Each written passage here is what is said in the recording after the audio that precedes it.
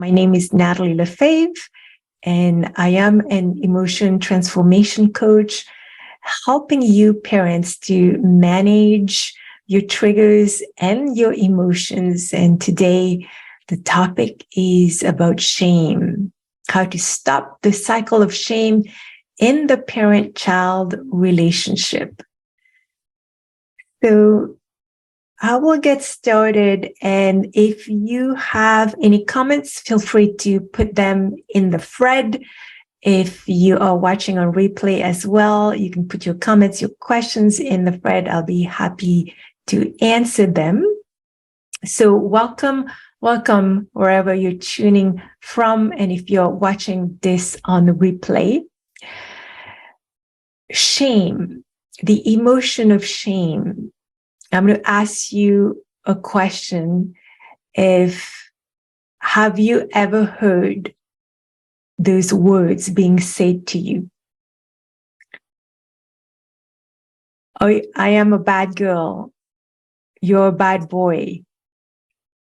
Have you heard these words in the past? And I know for myself, I've heard them numerous times, that I should not attract attention if I wanted to be a good girl. I had to abide by all the rules at home and at school, because I went to Catholic school and there was a lot of rules to abide by. And if I didn't abide to those rules, I would be considered a bad girl. So for you, can you recall a time when you were perhaps called a bad boy or bad girl, or heard somebody even call somebody else these words, right? Because criticism is a form of shame. When we're being criticized as well, we're too sensitive, we're too much, we're too lazy, we're stupid, we're too fat, we're too skinny, we're too slow. All of that forms that toxic shaming. And sometimes we're not aware that we're using these words, but these words that we use when we criticize others is often very shaming. And how does that feel when shame is present? Yeah. What does that feel like when we feel like we're being criticized and we're feeling the shame? It doesn't feel good, is it? It doesn't feel good because the message that shame is giving in the moment is that you have to be X, Y, Z, or you have to do X, Y, Z to be loved. And if you don't, then you don't get the love. So you can see right away there's a disconnect when there's criticism, and criticism is part of shaming. So if anybody is joining me live here, please say hello and let me know if you hear me. Please comment and let me know that you can hear me. And that's very important to know that you can actually hear me. So I just started talking about shame.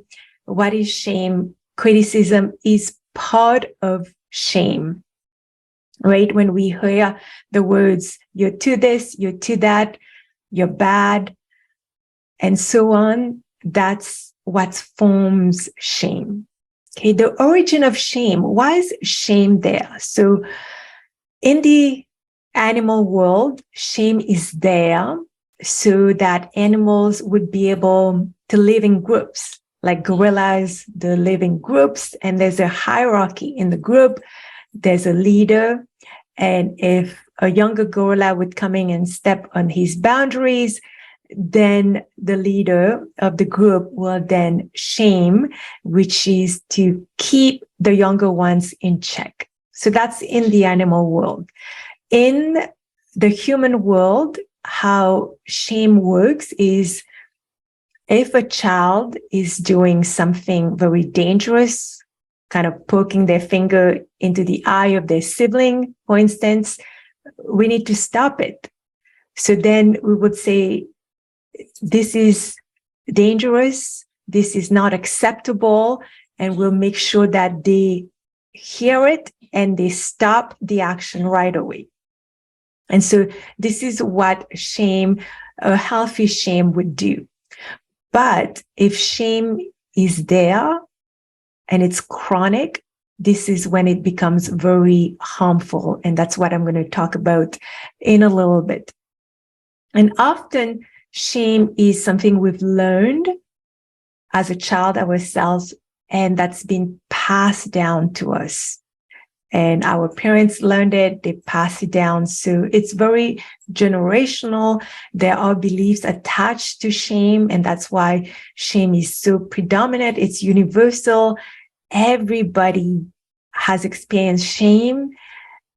As human, we will experience shame over and over, but we can minimize the negative effect of shame. And we can also do repair work when the shame has been caused. So we can break the cycle in that we can teach our children who they are and not using shame as a way to disconnect them from who they are. So I said this before, and I'm going to say it again, because I strongly believe that all of us parents, including you who may be watching me right now, I know you want the best for your children and that you're doing the best to raise your children to be happy, to be successful, whatever it is that you want for your children. I know that. But even with that, we still sometimes shame our children. We unconsciously do the shaming. So it's not intentional. It's not you're choosing to do that in the moment, but it's happening on a very unconscious level. And our children are the most vulnerable because children usually can't do anything when the shaming is happening, because children are so dependent on us, especially the first 7 years of life. They really watch what's going on and they absorb everything. And our words, they are absorbing all these words. So even if they don't seem to be listening to us, nonetheless, the words that they're hearing over and over and over from us is being absorbed in their psyche. So words are very powerful. And I know for myself, I've heard a lot of shaming that was happening to me. And I know that my parents did not intentionally want to do that. They loved me and they thought that was the way for me to learn how to behave in a certain way so I can grow up being independent, being successful, and so on and so forth. But I remember how painful it was as a child to be shamed. And I actually, when I was preparing for this live, how I really told myself, I remember that when I have children, I will make sure that I don't use these words, those very hurtful words that I heard over and over as a child. So some of those common words that usually come out of our mouth, and a lot of times it's coming out again very automatically. We're not choosing these words, they're just coming out because most likely we've heard these words being said to us. So shame on you. Grow up. You're stupid. You caused this. You're driving me crazy right now. I can't handle you in this moment because of what you're doing, or you're having a tantrum. You make me sick. You're the reason why I'm feeling this way, why I'm angry, why I'm frustrated. We wasted so much time, effort, XYZ on you. Comparison. Why can't you be like so and so? Why do you have to be like this? Why do you have to be so sensitive? Why do you have to be, you know, why do you have to cry all the time? All of this is actually, we're questioning the child themselves.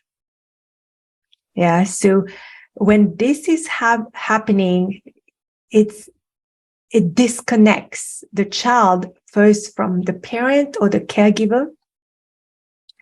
And also it starts to disconnect the child from themselves.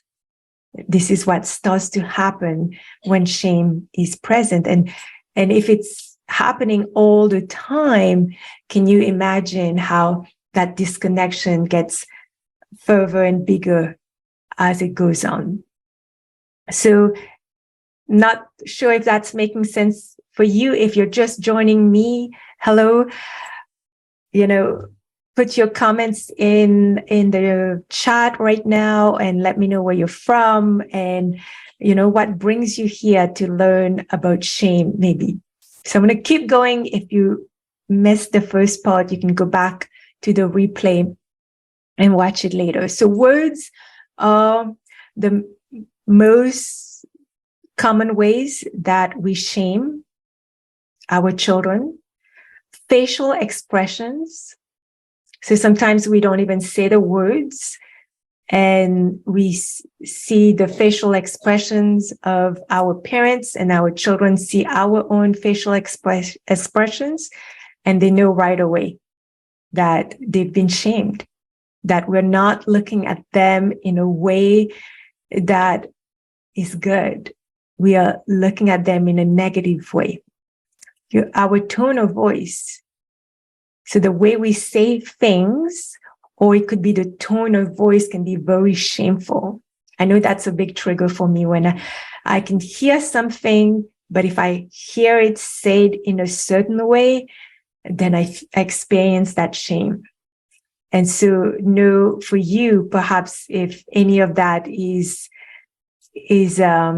resonating with you, facial expressions, tone of voice, our actions, sometimes we ignore. And just the fact that we ignore our children can be very shameful. And actually, they've done research, and I've seen videos as well of infants. So those of you with babies out there, just by breaking eye contact with a baby, when the baby is in need of comfort, of wanting to be held, wanting to have our attention, if there's no eye contact, that baby also feels the shame. So as young as a baby, our children can feel shame. So know that can happen at this very young age of a child in infancy. And so, because, our babies, they're cute. All babies are cute, and all babies come into this world knowing that they're worthy of our attention, of our love. And they're cute because we want to, when we see them, we want to hug them. We want to comfort them. We want that physical touch with them, which they need to survive. And in those moments when we're not capable of doing that and we break the eye contact with them, a baby can feel it. And the shame starts to come up because the baby feels like, why is she or he not looking at me right now? Why are they not paying attention to me? And when the baby's crying, for instance, and they are actually communicating that they need something from us and there's no eye contact, they feel very alone in those moments. And the baby is wondering why nobody's coming, why nobody is paying attention to me, why nobody's caring for me. So for instance, like especially at night, if we want to put them in their crib and they're crying and we are not attending, then that can still shame in infancy. So why do we shame? As parents, we've experienced it ourselves. Perhaps we're wondering why do we shame our children when we know that's something we don't want to do. I'm just going to look at the comments. Hello, Danny, for being here. I'm looking on my phone because on my computer, for whatever reason, I can't see the comments. Thank you for being here. Danny is saying, so true, the presence is so important. Yes, and then shame does disconnect us. So why do we shame then? We shame because if we've experienced shame ourselves, until we address our own shame, it becomes very challenging to not shame. Okay, so that's something, if you can understand that what we've experienced as shame, if we don't address it, we will pass it on. And that's the thing. If we haven't addressed it, then that's when we may find ourselves repeating the same behaviors, repeating the same words that we have heard as a child ourselves. Because we have a strong belief as a society that shaming is what will make a child change their behaviors. And it does work. Shaming does change a child's behaviors. It works. And that's why, as a society, we continue the shaming, but we don't understand the harmful effects that it has on us as we become an adult, or even how it impacts how the child develops as they grow up. In the moment, and in the short term, it will change the behavior, because criticism, which is what shaming is a very effective tool for behavior control. And why is that? It's because, again, when we criticize, it breaks the connection with our children. Our children feel it. Our children's needs are these attachment needs that they know they won't survive with. So when there's shame, it's telling them, that this is too painful. So I better change my behavior because I can't have this happening over and over again, the disconnect. My attachment needs not being met by a parent because I'm disconnected. And so it does force the child to change their behavior to protect the connection.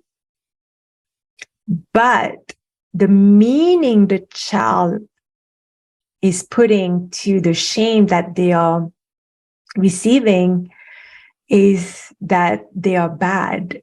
And that stays with them later, and it stays with them until they address that. So, and a child, can't address that, unfortunately. So if they've lived with shame all their lives, they'll become an adult who also carries the shame. And then in adulthood, we have to address it. We have to work through that shame. And that's what I'm sharing with you today. If you've experienced a lot of shame, which I did, I had to address that shame as an adult in order to understand how that impacted me. And from that knowing how that hurt me, then now I'm really aware of not passing that on to my child. And even it will happen at times, but also that I've learned how to repair it. So what are the adverse effects of shame on our children? When shame is chronic and not repaired, shame again means that a child's attachment needs are being threatened. When a parent is shaming a child, the child experiences that disconnect. And the fear then disconnect a child from their worthiness, right? That when they're threatened, they don't feel safe in those moments of disconnection with a parent. And the child then decide, okay, I better do what my parent wants to do, what my teacher wants to do. So I don't feel the shame. So I'm not being shamed. But in doing this, know that the child then is disconnecting from who they are. So I'll give you an example. For instance, if a child, their personality, they like to be loud, and when they're playing and the parent that's a trigger when the child is being loud, and now the parent is shaming the child and saying, you're too loud, why are you like this all the time? And that's what the child hears over and over and over again. Well, when the child feels that disconnect, the child saying, when I'm myself and I'm being loud, that's not acceptable for my parent. And when it's not acceptable, I don't feel the love. I don't feel the connection. Therefore, what do I need to do? I need to be quiet. I need to stop being loud. So that then the child decides, I can't be who I am. I have to be somebody else. And that's what disconnects the child from who they are, from their own sense of worthiness of being who they are. And it's very humiliating when there's chronic shame. Our dignity is being taken away and we don't feel respected. And no wonder when we have a perception that we're not being respected later on in life, we get really angry about it. It's a big trigger for us. And that's most likely because we've been shamed early on in life. It's so painful, for a child. And what is it that the child does? The child also learns to shame themselves before they're being shamed. So I'm going to ask you a question here. Hi, Shay. Thank you for joining me, and Natia and Miriam. Thank you for watching. So yeah, why is it so painful that the child even learned to shame themselves? So I'm just going back to my thoughts here is asking you, do you ever catch yourself saying one of those words you've heard that were shameful, either like, if you made a mistake, I'm so stupid, for instance, I'm an idiot for doing this.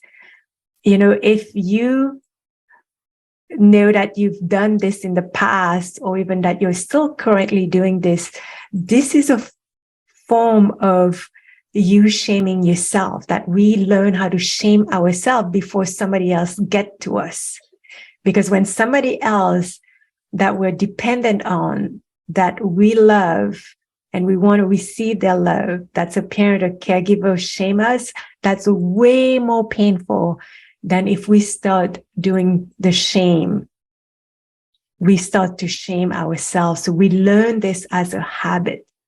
So not only it's painful for the child, but the child is going to learn how to shame themselves. And the child starts saying, I'm bad, I'm stupid, I'm not enough, I'm unlovable. That's why the adults are angry. That's why I feel alone when they're angry and I feel hurt. So if we don't repair it and fix it, then our child will try to repair it. So as a parent, if we don't say, hey, I said this to you today and I was really upset, I was really angry, but that's not true. You're not like this. And the parent apologizes and say, I know you have the capacity of succeeding. You're not stupid. You're actually really smart. You're intelligent. And what I said early on is not true. And this is what's true. Then that's the repair work, because then you are telling the child the truth about themselves. But if we don't do that repair work and fix it, our child will. And how? By developing coping mechanisms. So how many of you out there, you start to become a people pleaser. How many of you out there are people pleasers, or you like to keep the peace, and you want to be perfect? You want to do things and you go over it, over and over it again and again before you send an email, for instance. You want to make sure that everything's done properly.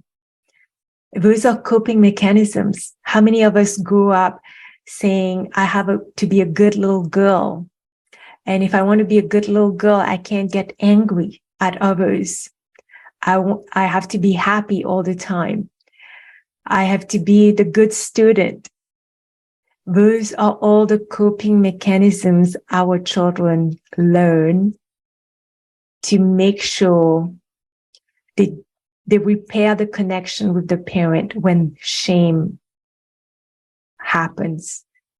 And it's for us also to recognize what are those coping mechanisms that we have right now that is telling us that there is some level of shame that we've experienced if we're not aware of it.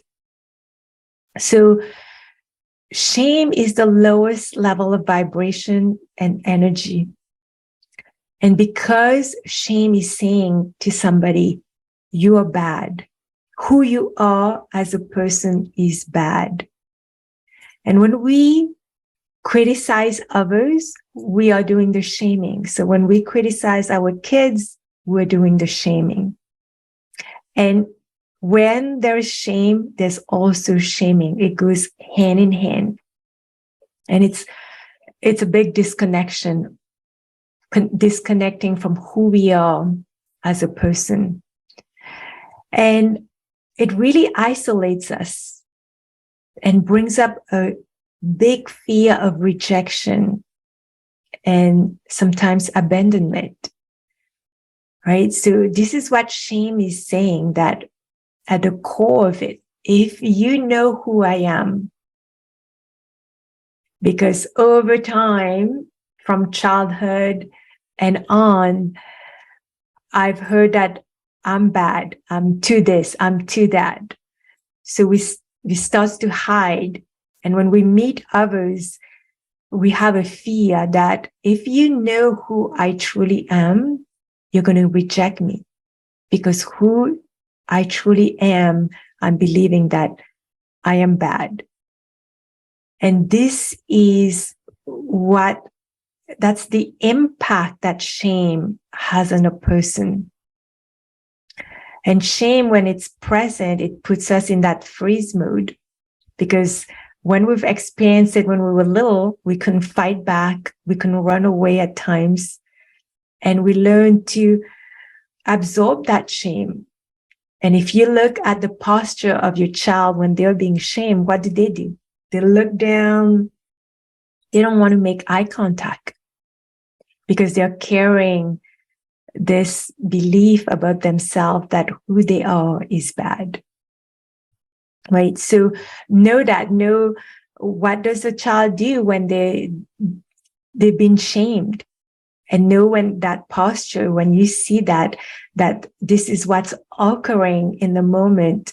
And if we are aware of that, then maybe that, brings us back in the present and say, hey, you need to do something right now to fix this, even, that the child needs to know the truth about themselves, right? So the truth also is that we can't give to our child what we don't have. And that's why I'm saying this over and over. If we are shaming and we realize we're doing that, then we need to address the shame that's present for us. Because we can't stop shaming others without stopping to shame ourselves. Remember how I mentioned that when a child is being shamed over and over, they'll learn how to shame themselves first so that it's not as painful when the adult is doing the shaming. So the child will, kind of like beat themselves up first.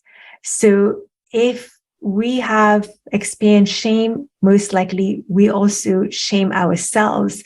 And we need to learn how to stop shaming ourselves. We need to learn how to reconnect with our true essence, ourselves, so we can also help our children, and we can also minimize the shaming that we do. And that will lead us in how to stop that cycle. And this, what I'm sharing with you, is based on the work of Brené Brown. So if you know Brené Brown, let me know, and you can put this in the chat. If you don't know Brené Brown, there's a lot of videos on YouTube. She's done a lot of TEDx talks about shame. So have a listen to her as well, because she brings a lot of wisdom on this emotion of shame. So here are the 6 ways to address shame. First one is to know for you as a parent what triggers you, what brings up shame for you. Okay, so sometimes I'll just give you a brief example. It can be just if you're in public and your child is behaving in a certain way, and yes, you will perhaps get angry first, but at the core of it, there is a sense like, when my child does this kind of behavior, then I'm believing I'm not a good parent, that others are seeing me as a bad parent. So know for you, what are the circumstances that triggers you? What brings up that feeling that I may be seen as a bad parent? That, I don't feel comfortable because of how others may be saying or seeing me in those moments. So know whenever it's uncomfortable situations you find yourselves in, when your child is doing certain things, it could be even with teachers, for instance, like if your child are not doing well at school with regards to their grades, what does that make you feel? Does that bring up shame for you as a parent? So know what brings up shame for you as a parent is important. Number 2 is to being able to do a reality check, right? So when we feel shame, there's always a belief attached to the shame, right? So the shame is always saying that you're a defective person, you're bad in a certain way. So, for instance, again, I'll give you the example. In the moment that your child is engaging in a behavior and you're reacting, and often know when you're criticizing your child, when we're suddenly now saying things to our child, not because we want to hurt them, not because we want to intentionally shame them, but we are feeling something that we want to get out. And now we're telling the child, this, you're that. And again, with the hope that the child gets that message, right? So what is your interpretation of your child's behavior in those moments that you find yourself criticizing your child or reacting to your child? What is the interpretation of your child's behaviors, right? So it may be that, what comes up to your mind, what you think is, I am failing at parenting. I'm not being respected.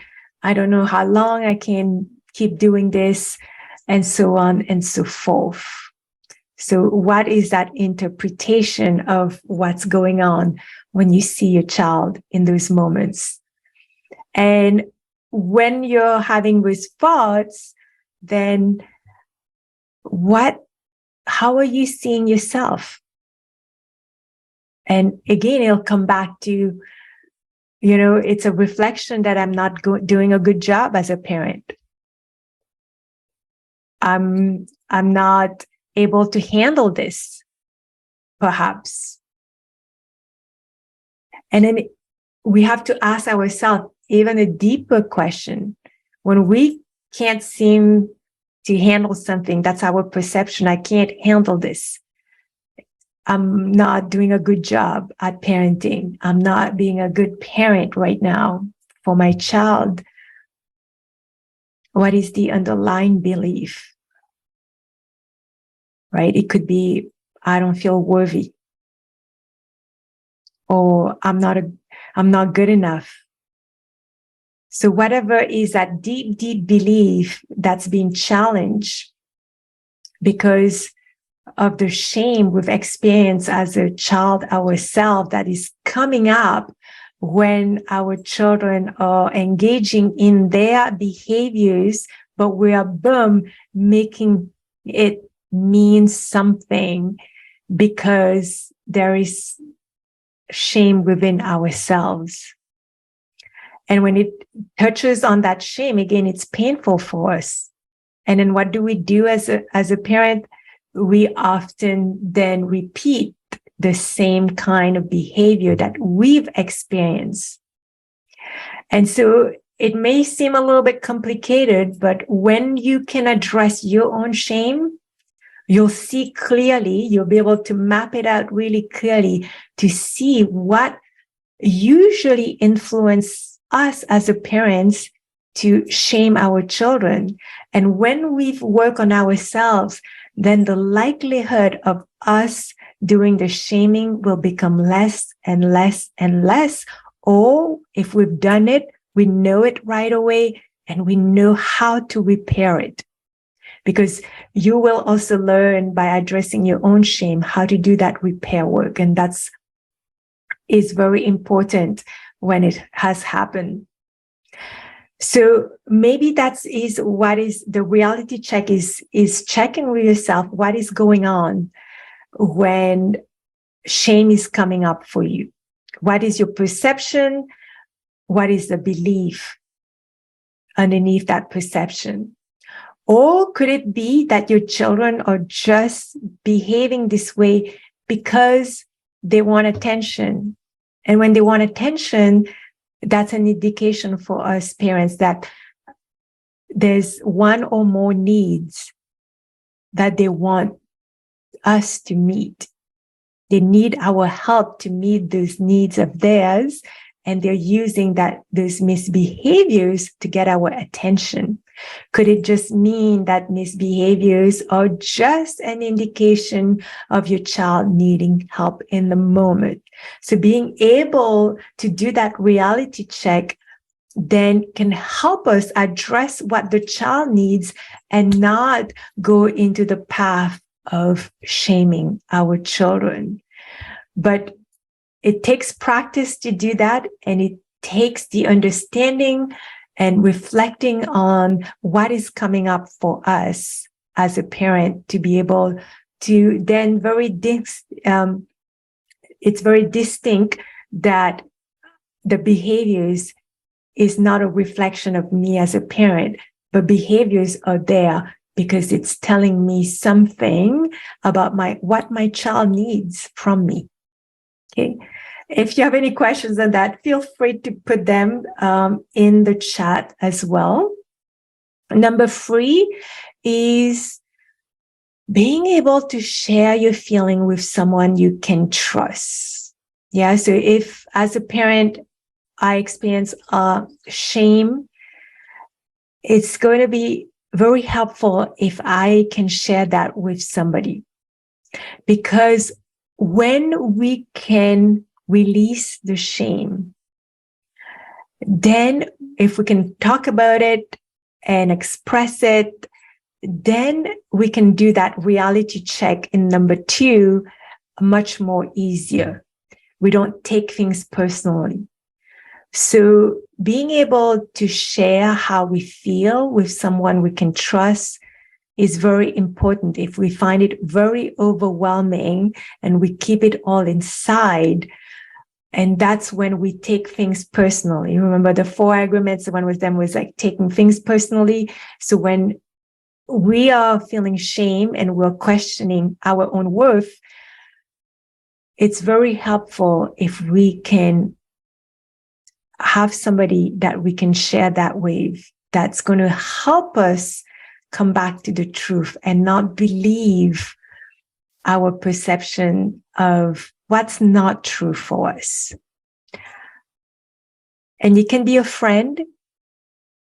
It can be somebody else. Like this is a lot of times with my clients, they can be open and they can share that, and I can help them to shift from that perception to really reconnect what is true. So it can be anybody, but find somebody that you can trust. Number 4 is to share your stories with others. And that's what I find as a parent myself, is that if we're isolated with our own shame, then it becomes very, very painful and very, very difficult for us. Yeah. And so knowing, and that's why I'm sharing this with you today, because I want parents to know that we all have experienced shame and that we've all done the shaming as well.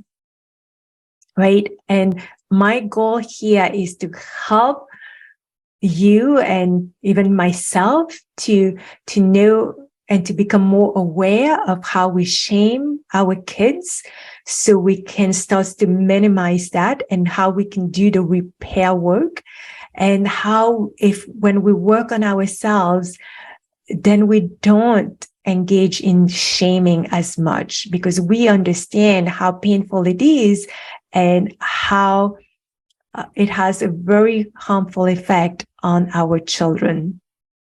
Right? So being able to share our stories, to come together as parents and to support each other in those moments of vulnerability, those imperfect moments when we've lost it. And so we can support each other. So the next time you see or you hear a mom or a friend who is a mom or a dad, feeling isolated with their pain, and to lend a hand and to say, I know how you feel. I know how it is, but this is not a reflection of who you are. There are certain things you need to address, so you don't keep getting stuck in that cycle of shame. Right? So the more you can share that with your partner, with your friends, and talk about it and have conversations. And that's my intent today, is to have those conversations so we become more aware and we know we're not alone, and we know that we can do better. And it's in us if we have the support and we have the understanding and we have the tools to do the repair work. So number 5, what's problematic with shaming is the language. And language, we've learned language, all of us. Even if you speak another language, we've all learned the words that is shaming for us. And so if we've learned it, we can unlearn it. That's a good thing. So the words we commonly hear, and unfortunately, and now when I'm telling you this, it may become more apparent, like we often hear, you should be ashamed, or this is a shame. Like we actually use the word shame often as we speak. So catch yourself when you hear yourself wanting to say that word even, and just pause there and say, is that what I want to say right now? Or can I say this in a more constructive way? Right? So with our children, if they're making mistakes and all of that, instead of pointing to the child that it is the behavior that they're doing that is bad, not them. So that's the differentiation with how not to shame our children. Their behaviors may be what's problematic, because they don't know yet how to behave in a way that will get them what they want or need in this moment. So they choose to misbehave because they are very dysregulated as children, and we need to help them with the regulation. They'll do things that may not be appropriate and dangerous at times. So we need to address the behavior and say, hey, I know you're trying to do this right now, but this is not acceptable because this can cause XYZ. Okay, we need to educate. This is not acceptable. This is harmful. And tell them why, because they can understand when we tell them. And then you can say, I can see there's something going on for you, right? If they are engaging into aggressive behaviors, there's an energy in them. And to point that out, I can see there's something going on. Is there something you want to share with me? And then just pause and just be there, hold the space they need, right? And is there something I can help you with right now? And then reflecting to them what's true, right? For a child, they are having trouble with whatever they're learning, but this is something that they really want. Then we want to tell them, focus on what you love. It is challenging right now, but it will come. It'll get easier. You're allowed to make mistakes. It's okay to make mistakes. That's how we learn. And if they're not doing well at school in a subject, and to let them know your grades don't define you. That's not who you are. Your grades is not who you are. And so learning how to reframe and change the language is very important. And you may sit here and say, how do I change that language in those moments? But what is it that you want for your child to know?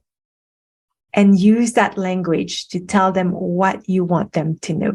And it will take practice. So sometimes maybe it still doesn't come out right.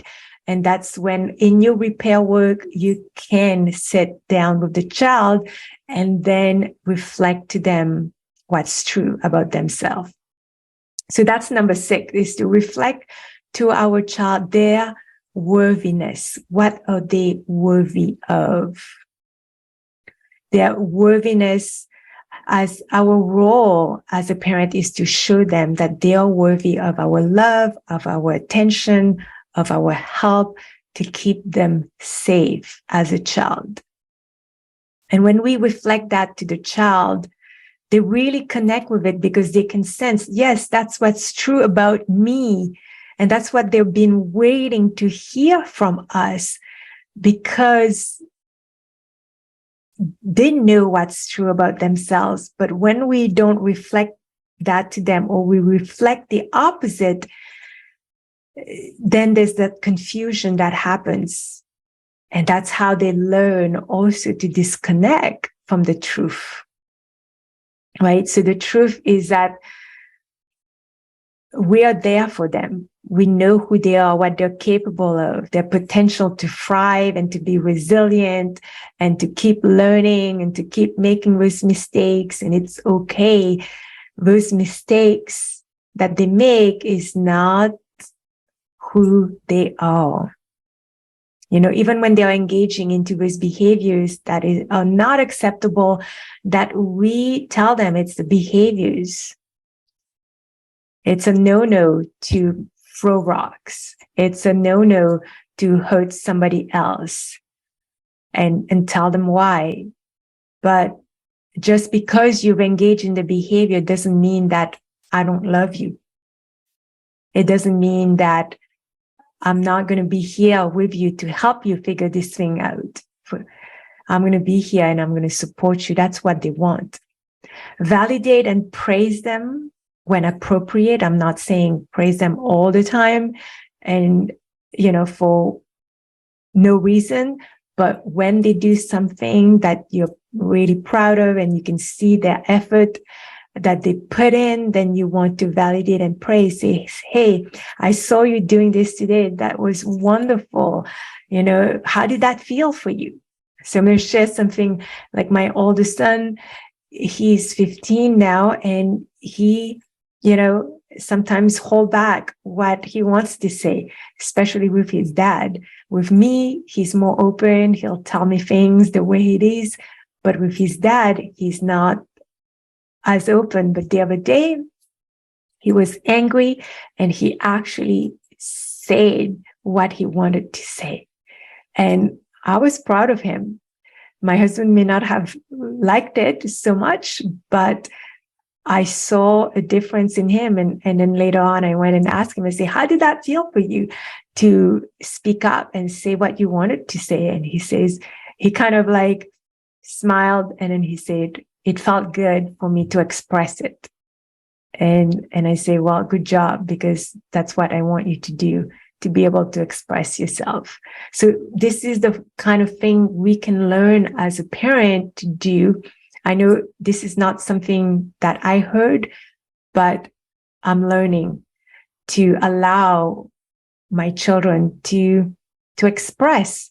And so we can do that. And then they feel good. And that's what they need. They need to know what they're capable of, that they have us who are supporting them, and that they can thrive and become who they are.